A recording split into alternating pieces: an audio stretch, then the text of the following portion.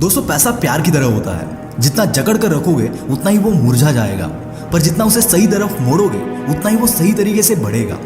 दोस्तों हमने बहुत बार सुना है कि पैसे के पीछे मत भागो, पर लाइफ की रियलिटी तो यही है कि पैसा बहुत जरूरी है। पैसा होने से बहुत सी चीजें आसान हो जाती है। मैं मानता हूँ कि पैसा सब कुछ नहीं है, पर मैं ये भी मानता हूँ कि पैसा बहुत कुछ है। आज अगर घर में कोई बीमार होगा तो इलाज पैसों से होगा, ना कि फिलॉसफी से। अगर सर पे छत खरीदनी है, प्लेट में खाना चाहिए, फैमिली को सिक्योरिटी देनी है, तो उसके लिए भी पैसा बहुत जरूरी है। पर पैसा मिल जाने के बाद आप उसके साथ क्या करते हैं वो और भी ज्यादा इंपॉर्टेंट है।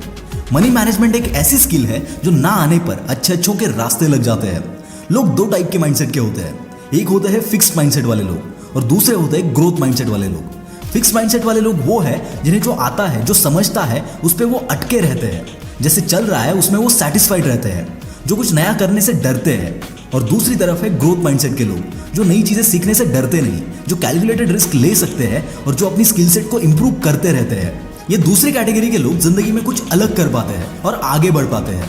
याद रखना दोस्तों, पैसों के लिए काम करना जरूरत है, पर पैसों को खुद के लिए काम करवाना एक टैलेंट है। और ये तब होगा जब आप पैसों को सही तरीके से समझ पाओगे, फिर ही आप उसे सही जगह पर इन्वेस्ट कर पाओगे। दोस्तों पैसे बढ़ाने के कुछ रूल्स हैं। मैं आपसे आज ऐसे ही कुछ रूल्स शेयर करने वाला हूं जो मैं खुद भी फॉलो करता हूं। रूल नंबर 1, आमदनी 98, खर्चा रुपया।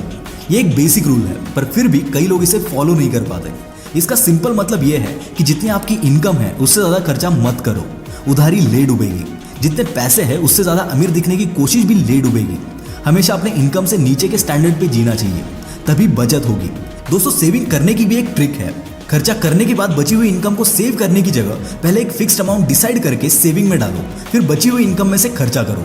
रूल नंबर 2, जितना सीखोगे उतना कमाओगे। मार्केट नहीं समझता, बैंकिंग नहीं समझती कहोगे तो अपना पैसा कभी भी ग्रो नहीं कर पाओगे। बेसिक फाइनेंशियल नॉलेज हर किसी को होनी चाहिए और ये कोई रॉकेट साइंस नहीं है। पहले बैंक में आरडी, एफडी से सीखना शुरू करो, फिर अपना पोर्टफोलियो डाइवर्स करो।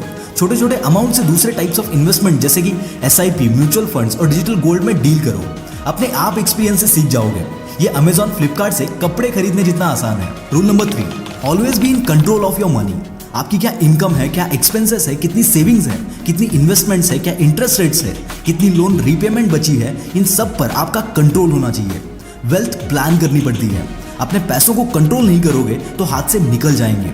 इन्फॉर्म रहोगे तो अपने पैसों को करेक्ट टाइम पर करेक्ट जगह यूज कर पाओगे। Rule number 4, start as soon as possible. पैसे कमाने की, बचाने की या इन्वेस्ट करने की कोई एज लिमिट नहीं होती दोस्त। आप जब छोटे थे तभी पॉकेट मनी से अपने गुल्लक में एक एक रुपया डाल के सेविंग्स करते थे। ऐसे ही छोटे छोटे खर्चे रिड्यूस करके आप सेविंग्स कर सकते हैं और फिर उसे सही